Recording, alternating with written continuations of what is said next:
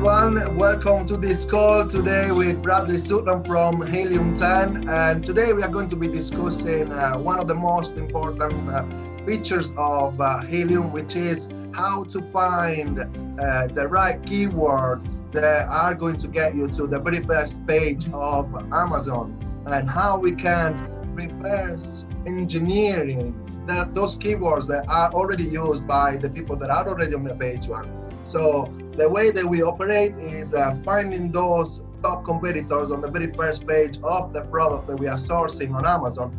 Then using Cerebro, we can basically extrapolate, we can get the keywords that they have used to be on the very first page, and using Frankenstein, we can reorder them to then put them into Cerebro with all the Helium 10 features that Bradley is going to go through with those now. And we can create our amazing listing. So thanks, Bradley, to be with us today. And if you can take it over from me and my friend, and show everyone how the experts do it. All right. One thing that's important, one mistake that many Amazon sellers make is sometimes they just find who the top seller is in a certain category or niche, like the #1 seller, even if it's very similar to that product. And then they base all of their research on that one seller, figuring, hey, this guy is the #1 seller. He obviously knows what he's doing. I'm going to pick the same keywords as him. And that's not 100% wrong. But here's the danger. Let's say you study the keywords from one listing. It could be that they are making money from keywords that might be only relevant to them, and you don't know about it. For example, an example I always use is, let's say, here in America, we have like daytime talk shows. There's Oprah Winfrey or Dr. Phil or Dr. Oz or something like that. And maybe for whatever reason, one of these products was featured on some television show like that. And during the show, they mentioned some catchphrase or some kind of phrase that describes their product.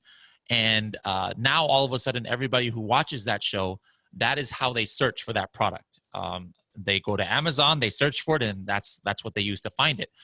But it's only relevant maybe to that product. And maybe you don't know it, because once everybody starts searching for it, well, it's going to have search volume, and Helium 10, will show that, hey, here's a keyword that this product is on page 1 for. It gets maybe 2,000 searches. So you look at it and you're like, wow, this product is very similar to mine.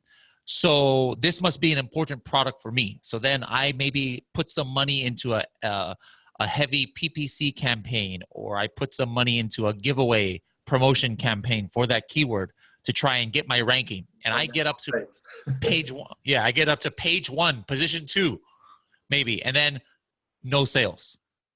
And so I'm thinking, well, what's wrong? Well, what happened is that keyword is not relevant to my product. It's only relevant to that initial product. I had no idea. I don't watch Oprah Winfrey. Maybe I didn't know that it was on TV. I just saw it in Helium 10, and I said, oh, this must be a good keyword. So the question is, how can we avoid situations like that? And this is going to be something that only you can do in Helium 10. So let me share my screen here. Just a moment. Okay, share. All right, so why don't you go ahead and give me a product that I can search for? Let's go for toddler's toys. Okay. And then we're going to go a little bit deeper here. So like, let me know when the kind of product exactly that you want.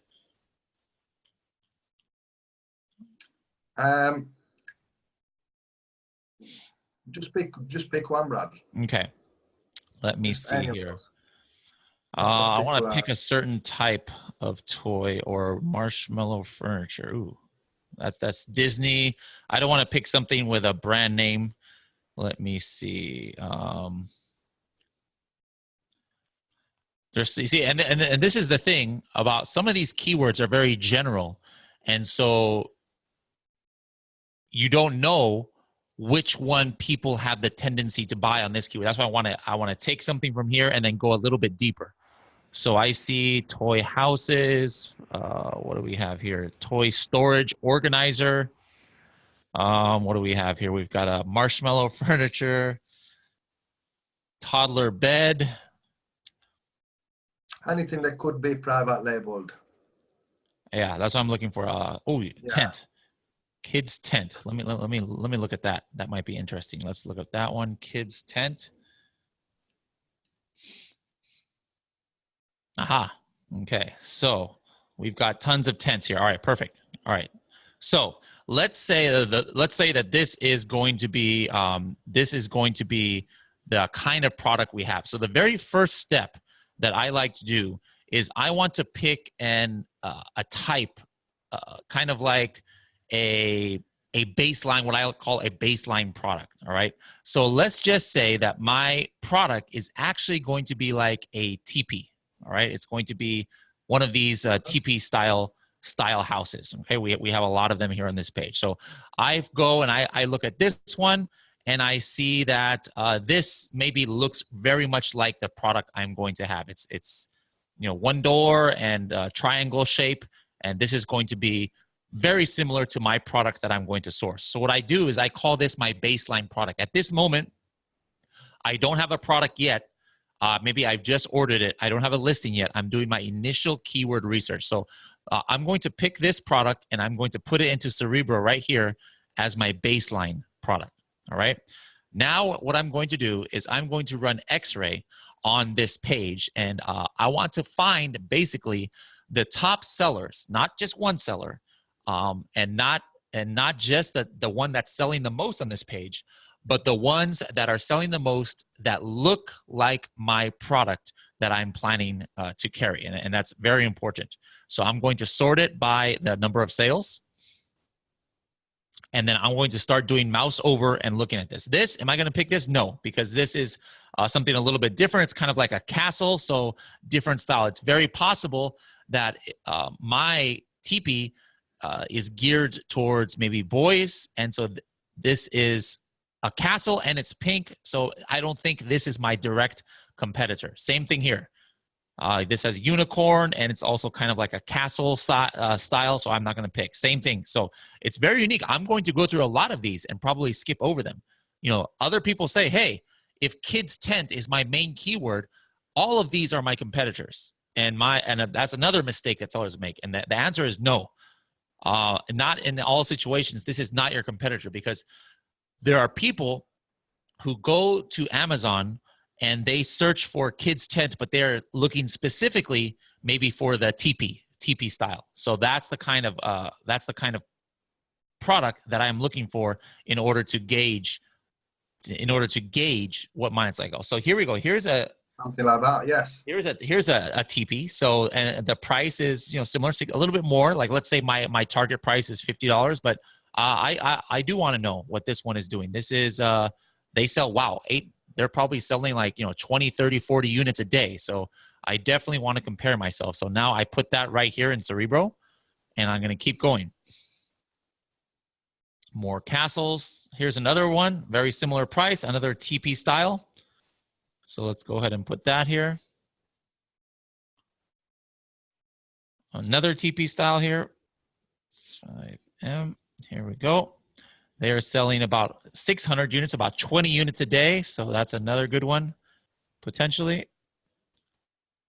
And you can put up to 10 ASINs there. Am I correct? Yes. I usually only put 4 to 5 to start, for my initial, because that's usually enough for me to get good information for. Here's another one I want to include, and maybe one more if I can find another good one, selling one. Here we go. Here's another one. Let's go ahead and include this. All right. So now I've got 5 very similar competitors, and let me explain a little bit more about this logic here. Let's go to a keyword here, I don't know how to spell accordion. Let's say accordion. Maybe this is the way to spell accordion. Okay. So here's an example. I'm Italian, so I'm probably not the best one to tell you what how to say. Yeah, I am American, and my English spelling is terrible. So let's say that your product is like this one. Let's say this is yours, a professional accordion here. Now, this is something maybe for a like mariachi band or like very professional level of user would have this.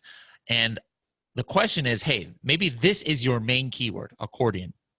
All right, you're 100% sure. Now, what a lot of sellers will tell you is, for example, this one right here. This is page 1, position 1. All right, or this is page 1, position 1 for accordion. This is Amazon's choice for accordion. And so the question is, are these two products your competitor? And 9 out of 10 sellers will say, yes, it's your competitor because they are on page 1 of your most important keyword. And they are actually at the top of page 1. And one even has Amazon's choice. And the correct answer is no, this is not your competitor because this is a professional accordion. This here is a beginner accordion. No professional would ever use this. This is a children's accordion. So it doesn't matter that they're here on the first page. If somebody has gone to Amazon to purchase a professional accordion and they are looking at this, it's like these two products do not even exist on the page. All right? It's invisible to them because they could care less. In a million years, it doesn't matter if every single product on page 1 was this kid's accordion. It's not like somebody who is searching for a professional accordion is going to say, ooh, this looks very interesting and it has Amazon's choice. I'm going to buy this one. No, because they are looking for a specific kind. So this one, $599 professional. Yes, this is a competitor. Yes, this is a competitor. So really, if you consider just the page position, this is 1, 2, 3, 4, 5, 6. And if this was our product, you might say, oh yeah, I am page 1, position 7. But no, really in the buyer's mind, this is page 1, position 1, 2, 3, 4, 5, because this is the 5th one on the page that really just matches what the buyer is looking for. So that's why we did this thing where we are only picking here the competitors, because if I type in kids tent, but in my mind, I am really searching for a TP.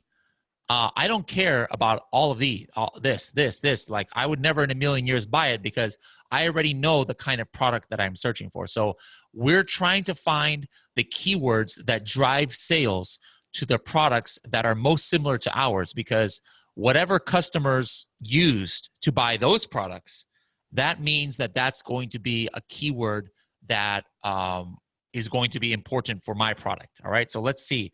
We came up with 7,000 keywords. All right, so that's a lot of keywords. So the very first thing that I want to do is I want to find either 10 to 20 of the most relevant keywords to my product. All right, just 10 to 20, because those are the ones that I want to make in phrase form. That means I want to keep it exactly as it is. Like for example, let's just say kids TP play tent, right? I would want to put it in phrase form. It means in my listing somewhere, I have it in this exact order. Now that's not necessary to be searchable or to be indexed, right?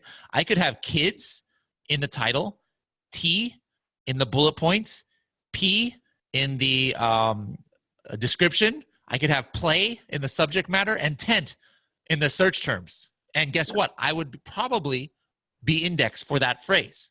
But it doesn't give Amazon the indication that this is very relevant or very important to my listing. All right, so let us go ahead and I want to narrow this down. The very first thing that I want to do is I want to say ranking competitors. What does that mean? That means right here, these are words that any one of these products up here is ranking for, any one of them. But as I said, the danger is there could be keywords that are only relevant to one. But I want to see, how many do I have? I have 1, 2, 3, 4, 5.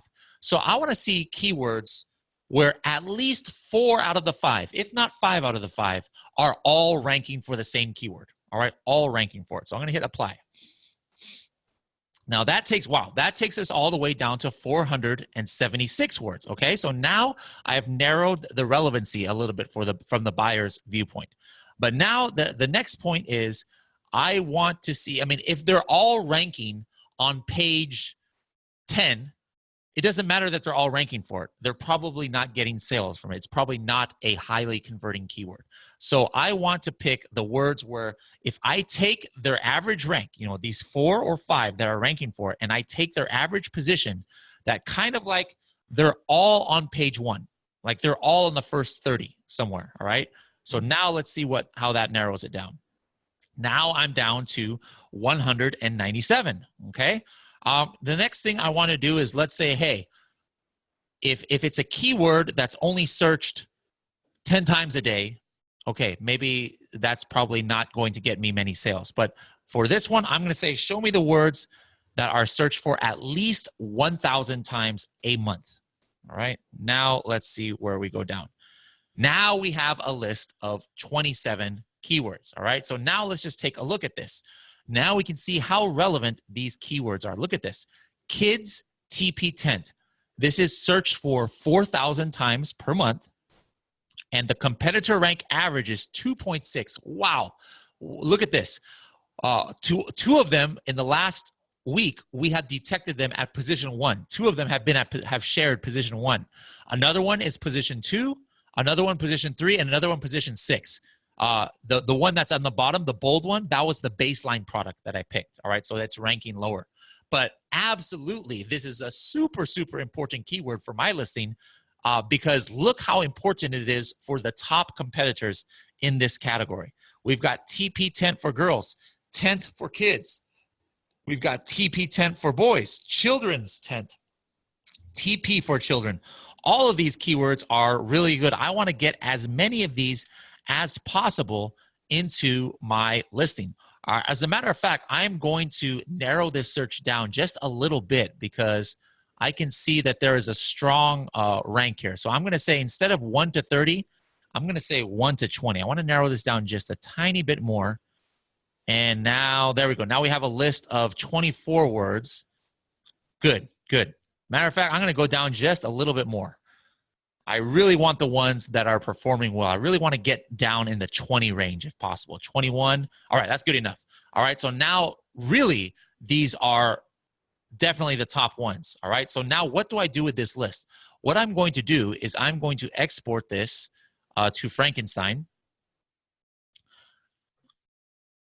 Okay, and I'm going to take all of these words actually, and I am going to put them in scribbles. Actually, yeah, this is the first one. Actually, I didn't need to put this to Frankenstein. I could have gone directly to scribbles. Now, scribbles is our listing optimizer. I'll explain a little bit more about this soon. But these are the ones that I want in phrase form to my listing, all right? So now here, Cerebro, I go back here. Now, what I'm going to do is I'm going to open up this search a little bit. I'm going to go ahead and say, hey, maybe show me the words that are at least search for 400 or 300 times a month, maybe. And this is something that you would take maybe 1 or 2 hours to do. I'm just doing it very fast just to get a big list of keywords. Yeah, certainly the finding the keywords is not something that we can do in a quick call like this. It's something exactly. that We're doing optimized. And just to add to what Bradley's saying in there, when he's saying the phrase keywords, that is something that it gets then used in future when the listing is ready to drive traffic to those phrase. You can drive traffic through using Amazon pay-per-clicks through phrase to one word and to broad searches. So definitely that phrase one is something that we really need to nail, and that is because we give it indications to Amazon that this is something important to my listing because I have it in phrase form. So now I'm just trying to find any words I want to get. So like, let's just say I did some research and I came up with these 497 words. I'm sure there's many ones here that I would probably want to delete. Like, you know, Land of Nod. I don't know what that is. That's probably a brand name, but let's just go with this list right here. So I'm going to go now to export this to Frankenstein, and this one I'm just going to keep right here. So so far I've got 1,529 words here. So many words. All right. So another way we can get keywords is by searching here under a different match type. So I'm going to take these out. Maybe I want to show the words that are both organic And they also, other companies or other ones are making sponsored ads for it. And it's something that Amazon recommends. Like it matches all three of these types. Let's see how many words come up here. We've got 53 words. So let's just say here's another list of words. I'm going to go ahead and copy this and I'm going to paste it here. So there's another set of words, all right? Let's just say I pick one of these words, TP10, TP for kids, all right? Now, let's just say I can go to Magnet. Magnet is another keyword research tool. And this also takes more time that you should use Magnet. But let me just show you a brief way to find even more keywords using Magnet. Magnet is checking different data points for the keywords than Cerebro is. One of them is kind of we call Smart Complete. So I'm going to pick Smart Complete, and I'm going to show you guys what that is in a little bit. And I'm going to say something that's searched for at least 100 times. So basically, Smart Complete means that it takes TP for kids and sees what where that keyword comes up, the TP and kids. So TP bed for kids, TP pillows for kids, Discovery Kids, TP10. So it's showing me not where just that word is in phrase form, but somehow those words are in there, like right here, kid, TP tent, all right? So here, this is another way that you maybe would get keywords, and then I say, okay, you know what? These are great keywords. I'm going to put this in Frankenstein. So at the end of the day, we have maybe 600 different phrases right here, okay? 600 phrases, and it's a total of 1,800 words. Now, I know there is not 1,800 individual words here. Like, look, TP. I mean, TP is everywhere here. So I just want to know the individual words. This is so easy with Frankenstein. I'm going to remove the duplicates, all right? Remove the duplicates and hit process. And now look, actually out of these 1,841 words, there's only 255 individual words, all right? Now I also see like some kind of like common words like for or be or let's see what else here, like the, you know, all right? So now I know like, hey, I'm probably going to have those words in my listing. I don't need common words. It'll probably be natural in my list anyway. So I'm going to say remove common words, okay? There, now it takes out those common words. Now I'm down to 230. And maybe there's some words like I or a or single letters. I'm going to remove those too. All right, and actually there wasn't any. So there's 230 words. This is my final list. Now, I need to put this line by line. In Scribbles, it needs to be one per line. Okay, one per line in Scribbles. Now, I could just one by one copy and paste, but why do that when you have Frankenstein? All I have to do is this, one word or phrase per line. Watch this, hit this, boom, that easy, okay? Now I can copy it, and now I can paste it into Scribble. So what do I have here? I have a list of single words, okay? And again, why did I do this? Because even though these were 43 words here, 500 in the others, those are phrases, and here are all the phrases, all the 1,841 words. For me to be indexed for this, I really just have to have the word once at least. So that's why I did this process. I just wanted to get the unique words so that if I have all of these words in my listing, I should be able to index for this here. So let's go ahead and apply. All right, so now here I am on this page. So what it did was it divided my full phrases, okay, with my individual keywords. All right, so here's the full phrases and here's the individual keywords. So I started with a list of what, 1,800 keywords, but really I only need to have 223 words in my listing. So that's really amazing to be able to index for all those.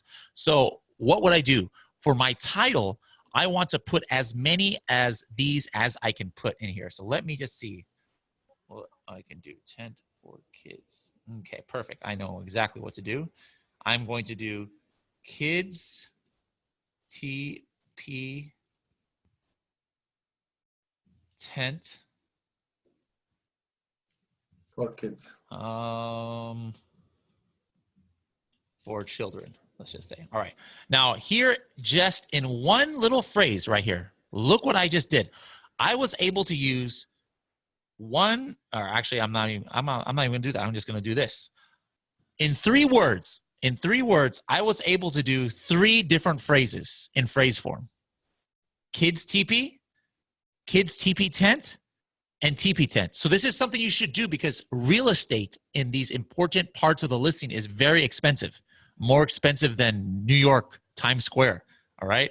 So I want to get as many of the phrases as I can right here in the title. So I was able to get 3 out of my 21 phrases just in 3 words right here. So then I could see how I can possibly make a little bit more. Let's see. Yeah, so I would keep writing my title right here. Now let's say, let me go to my bullet point. I would say TP tent for kids. All right.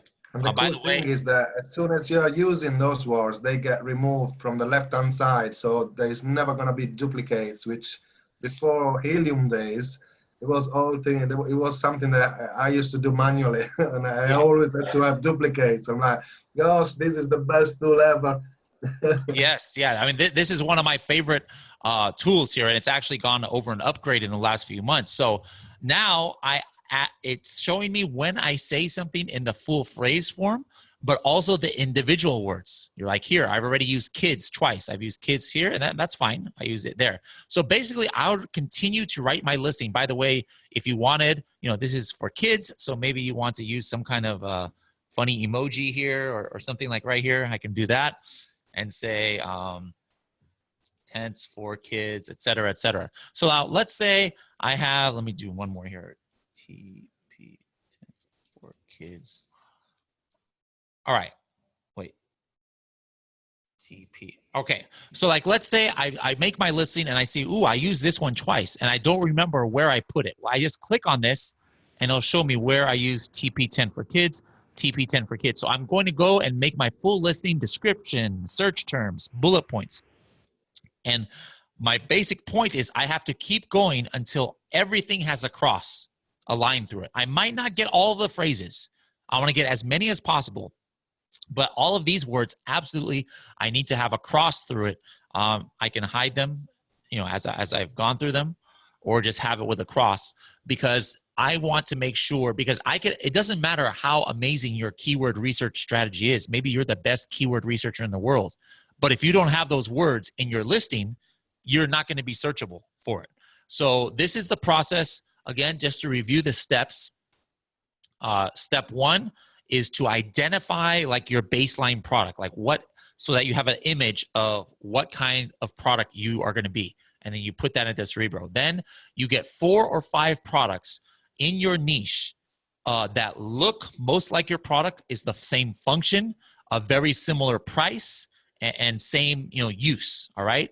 And then relevant to your product. Exactly. And then analyze all of the keywords that are driving sales, not just for the best one or not just for the best 2, but at least the top 3 or 4 that they're all ranking for, because then you're not going to have that situation where you have a keyword that's only relevant to 1, because now you have like 4x the confidence that this is relevant to your product, because 4 of the products that look exactly like yours are all on page 1 for it. So absolutely it's relevant. And then you put those in phrase form, and then you open up those filters and then look at, more keywords that you can bring in, and then put them all to Frankenstein, and then try and get the individual keywords from there.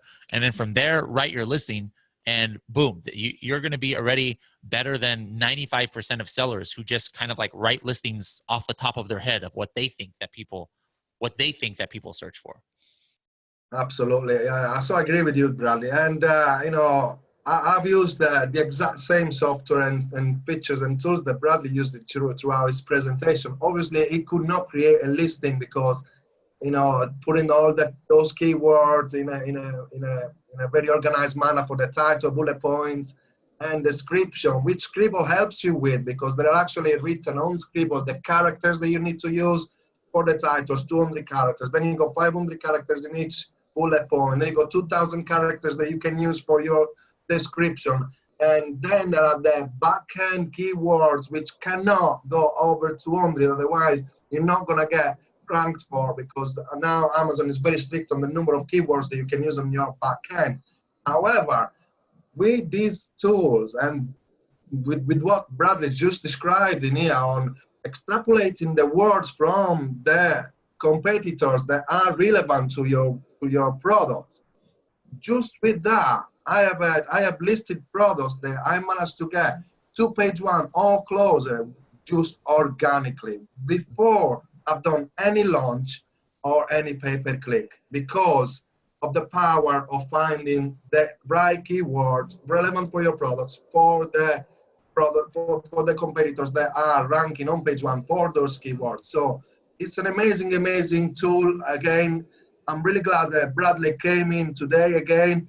If you want to get Helium 10 with a discount of 10% per month, just use the code Vinci10, or if you want the 50% off Helium 10, use Vinci50. I'm gonna put the codes down there or down below this video. But I can't thank Bradley enough to come on again on our call and go through some of the features. Not the last one, guys.